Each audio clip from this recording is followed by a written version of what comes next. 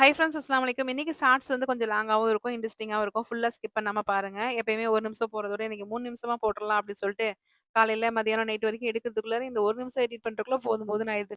காலையில பாத்திரம் எல்லாமே கழுவி முடிச்சுட்டு, டீ குடிச்சிட்டு, இவங்க காலையில வடை வாங்கிட்டு வந்திருந்தாங்களா, ஆளுக்கு ஒரு வடை சாப்பிட்டோம். கார வடையும், உளுந்த வடையும் வாங்கிட்டு வந்திருந்தாங்க. அது கூடயே 6 இட்லியும் வாங்கிட்டு வந்திருந்தாங்க. நேத்து போட்ட ரொட்டி இருந்துச்சா, அதுக்கப்புறம் இந்த இட்லி இதெல்லாம் வச்சு காலைல டிஃபன் வேலைய வந்து முடிச்சாச்சு. இதுக்கப்புறம் கிச்சன் ஃபுல்லா கிளீன் பண்ணிட்டேன். அரிசி, உளுந்து எல்லாமே ஊற வச்சிருக்கேன். ரசம் கொஞ்சம் வச்சுக்கலாம்னு சொல்லிட்டு புளியுமே ஊற வச்சாச்சு. இன்னைக்கு சாப்பாடு கொஞ்சமா செஞ்சுக்கலாம் அப்படின்னு சொல்லிட்டு அரிசிலாம் கம்மியாவே ஊற வச்சிருக்கேன். அரிசிலாம் ஏன் கம்மியா ஊற வச்சிருக்கேன் அப்படின்னா, காலையில ஒரு ஃபோன் காலு. எங்க அண்ணன் ஃபோன் போட்டிருந்தாங்க. எங்க பக்கத்து கடையில வந்து புதுசா பிரியாணி கடை ஓப்பன் பண்ணியிருக்காங்க. 1 வாங்குனா 1 ஃப்ரீ போடுறாங்க. ரூ. 100 தான் ஒரு பார்சலு. பிரெட் அல்வாலாம் தராங்க. சாப்பாடு வாங்கிட்டு வரேன் அப்படின்னு சொல்லி கேட்டாங்க. இங்க இருக்கவங்க எல்லாமே எங்க நாத்தனாரு, அதுக்கப்புறம் எங்க அக்கா வீட்ல எல்லாமே கேட்டிருப்பாங்க போல. எல்லாத்துக்கும் வாங்கிட்டு வரேன் அப்படின்னு சொல்லியிருந்தாங்களாம். சரி நம்மளும் சரி எல்லாரும் வாங்கியிருக்காங்க. நம்மளும் வாங்கிருவோம். ஆர்டர் போட்டுறலாம் அப்படின்னு சொல்லிட்டு, சரி வாங்கிட்டு வந்துருங்க அப்படின்னு சொல்லிட்டு வாங்கிட்டு வர சொல்லிட்டோம். ஹஜ்ரத்துக்கு சாம்பார் வைக்கிறதுக்காக அம்மா வந்து வெங்காயம், பூண்டுலாம் உரிச்சு தர சொன்னேன். அம்மாவுமே உரிச்சு குடுத்துட்டு, அவங்க டிஃபன் சாப்பிட உட்காந்துட்டாங்க. அதுக்கப்புறம் இந்த வாழைப்பூ இருந்துச்சு. இது வீணாயிரும்னு சொல்லிட்டு நானும் பாப்பாவும் உட்காந்து கிளீன் பண்ணோம். இதுக்கடியில வெளிய ஒரே சத்தம். காக்காவும், மைனாவுக்கும் ஒரே சண்டை. அதுக்கப்புறம் நாங்களும் பயந்துட்டோம். காக்கா எதுவும் கடிச்சிருச்சோ என்னமோன்னு பார்த்தோம். அதுக்கப்புறம் அதுவே தப்பிச்சு போயிருச்சு. இந்த வாழைப்பூ எல்லாமே கிளீன் பண்ணி நல்லா கட் பண்ணிட்டு எடுத்துட்டு போயிட்டேன். துணிய ஒரு பக்கம் வாஷிங் மிஷின்ல போட்டு விட்டாச்சு. அது ஒரு பக்கம் ஓடிட்டு இருந்துச்சு. இதுக்கப்புறம் கொத்தமல்லி, புதினா வாங்கிட்டு வந்தாங்களா, அம்மா கிட்ட குடுத்துட்டு அத கிளீன் பண்ணுமா அப்படின்னு சொல்லிட்டு, காலையில ஒரு தடவ பாத்திரம் கழுவியாச்சு. இது 2வது தடவ வந்து பார்த்தீங்கன்னா, பாத்திரம் கழுவுறதா இருந்துச்சு.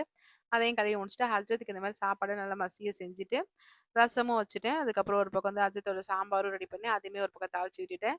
எல்லாமே அப்படி ரெடி பண்ணி வச்சோம்னா, டக்கு டக்குன்னு தாளிச்சு விட்டுருவேன். ஹஜ்ரத்துக்கு வந்து காரத்துக்காக வெறும் ஜீரகத்தூளு, கொத்தமல்லி தூளு இது 2 மட்டும் தான் போடணும். அந்த சாம்பாரும் பார்த்தீங்கன்னா, செம்ம டேஸ்ட்டா இருக்கும். ரசமும் ரெடி ஆயிடுச்சு. இதுக்கிடையில வந்து ஃபோன்ல எப்ப பார்த்தாலும் அந்த வைரலா ஒரு முட்டை ஒண்ணு போயிட்டு இருக்கு பார்த்தீங்களா? அது செய்யலாம் அப்படின்னு சொல்லிட்டு, அதுக்கிடையில வந்து அதோட வேலைப்பாடுலாம் நடந்துட்டு இருந்துச்சு. காலையில முட்டை வேக வச்சு வச்சிருந்தேன் ஹஜ்ரத்துக்காக. அதிலயே நம்ம செஞ்சுக்கலாம் அப்படின்னு சொல்லிட்டு, அந்த முட்டை பார்த்தீங்கன்னா, செம்ம டேஸ்ட்டுங்க. நல்லா இருந்துச்சு. என் பையன் வந்தா தான் இது மாரி ஒரு தடவ செஞ்சு தரணும் அப்படின்னு சொல்லி நினைச்சுட்டு இருந்தேன். முட்டை பார்த்தீங்கன்னா, நல்லா சூப்பரா இருந்துச்சு. பப்ஸு சாப்பிடுற மாரியே இருந்துச்சு. முட்டை பப்ஸு. அதில முட்டையில செஞ்சா எப்படி இருக்கும்? அந்த மாதிரி இருந்துச்சுங்க. ட்ரை பண்ணி பாருங்க. நல்லா பரபரப்பா வேலை செஞ்சுட்டு இருந்தேன். லாஸ்ட்டா சாப்பாடு அடுப்புல வச்சுட்டு, வாழைப்பூ கிண்டி விடும்போது பார்த்தீங்கன்னா, அந்த மூடிய வந்து அப்படியே கையில தொட்டுட்டேன். செம்மையா சூடு வச்சுட்டேன். அதுக்கப்புறம் வீடியோ எடுக்கலாம்னு எடுத்துட்டு இருந்தேன். அப்புறம் ஐஸ் கட்டி வந்து இவங்க வச்சு விட்டுருந்தாங்க. அந்த ஐஸ் கட்டி வச்சோனே ஓரளவுக்கு பார்த்தீங்கன்னா, அந்த எரிச்சல்லாம் நின்று போச்சு. சாப்பாட்டுக்கு எல்லாமே எடுத்து வச்சுட்டு, "எங்க இருக்கு? எங்க இருக்கு? இதோ இந்தா இருக்கு" அப்படின்னு சொல்லிட்டு பிரியாணி எல்லாம் ஆவலா திறந்து பார்த்தா, உள்ள வெறும் அரிசி தாங்க இருக்கு. ஒழுங்காவே வேக வைக்கவே இல்ல. அதுக்கப்புறம் வீட்ல தம்ல பிரியாணிய நம்ம ஸ்டைல்ல என்ன செய்ய முடியுமோ எல்லாம் செஞ்சு பார்த்துட்டோம். கடைசி வரைக்கும் அது கொல கொலன்னு தான் ஆச்சு. வந்து அந்த அரிசி வந்து நார்மலா நம்ம பிரியாணி செய்ற மாரி இல்ல. அந்த கடைக்காரங்க என்ன அவசரமோ தெரியல. பார்சல் 2 2 குடுக்கணும்னு சொல்லிட்டு சீக்கிரமா எடுத்துட்டாங்க போல. என் கையோட இன்னொரு கை இணைஞ்சிருக்கு அப்டின்னா, இது யாரு அப்டின்னா, எங்க ஹவுஸ் ஓனருங்க. நான் இவங்க வீட்லயும் குடியிருந்தேன். அம்மான்னு தான் கூப்பிடுவேன். என்னைய அவங்க பொண்ணா தான் நெனச்சிருக்காங்க. எப்பயுமே என் மேல ரொம்ப பாசமா இருப்பாங்க. நான் செய்ற அதிரசம் ரொம்ப பிடிக்கும். எனக்கு செஞ்சு குடுமான்னு சொல்லிட்டு கேட்டாங்க. ரொம்ப ரிக்வெஸ்ட்டா கேட்டாங்க. எனக்கு இப்போ உடம்பு சரியில்லம்மா, நான் அப்புறமா செஞ்சு தரேன் அப்டி சொன்னேன்.